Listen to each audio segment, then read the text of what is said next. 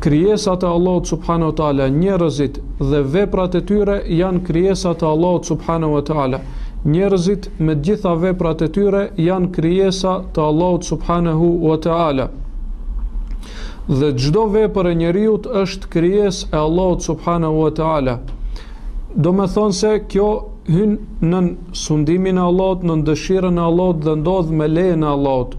Veprat e njeriut të gjitha këto janë në sundimin e Allahut, janë krijesat e Allahut dhe ndodhin me lejen e Allahut subhanahu wa taala, qofshin të mira, qofshin të këqija.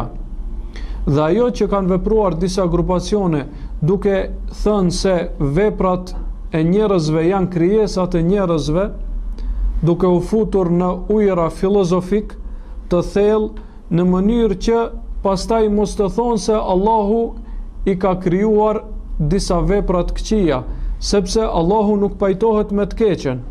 Mirë po, realiteti i çështjes është se këto janë krijesat e Allahut, sepse njeriu është krijesë e Allahut dhe nuk mund del nga krijimtaria e Allahut subhanahu wa taala.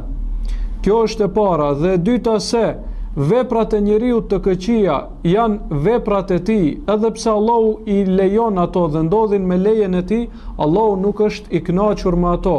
Mirë po, Allahu e ka krijuar njeriu të tillë që të ketë liri të zgjedh mes të mirës dhe të keqes. Mirë po, Allahu nuk është i kënaqur me të keqen, sepse nëse vepron njeriu të keqen, Allahu e dënon. Nëse vepron njeriu të keqen, Allahu e merr në përgjegjësi.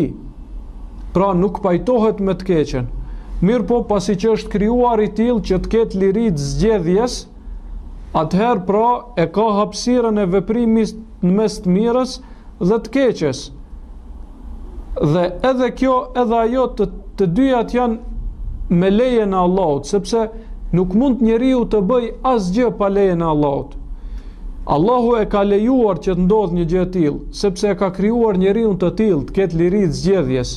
Mirë po, asesi nuk është i kënaqur me veprat e këqija, dhe veprat e këqija nuk mund t'i mveshen atij subhanahu wa taala, sepse ai keqbërësin e merr në llogari, ai keqbërësin e dënon për shkak të veprave të këqija të tij. Pra nuk mund të themi se ai pajtohet me veprat e këqija asnjëherë, sepse ai e dënon. Mirë po, pasi që ka krijuar krijesa që kanë liri të zgjedhjes mes të mirës dhe të keqes, atëherë pra e keqja ndodh me lejen e tij. Edhe për kësaj se ai e lejon të keqen, ai nuk është i kënaqur me atë, dhe kush e vepron e merr në përgjegjësi. Dhe kjo është pika e radhës pra në të cilën ehlusuneti janë të pajtimit se veprat e njerëzve janë krijesa të Allahut subhanahu wa taala, dhe se çdo vepër e tij ndodh me lejen e Allahut subhanahu wa taala, dhe se asgjë nuk del prej sundimit të Allahut subhanahu wa taala. Mirë po, Allahu nuk është i kënaqur me veprat e këqija. Andaj nuk kemi nevojë të themi se njeriu del prej sundimit të Allahut me veprat e këqija për mos janë veshur veprat e këqija Allahut subhanahu wa taala. Nuk kemi nevojë, sepse me këtë thënie e bëjmë një gabim tjetër, duke pretenduar se njerëzit mund të veprojnë diçka të cilën edhe pse Allah nuk e lejon ata mund ta veprojnë. Kjo është gabim, pra gabim tjetër. Mesi i kësaj është, siç e kemi potencuar në emisionet më të hershme, se në çështjen e kaderit kanë devijuar dy grupe.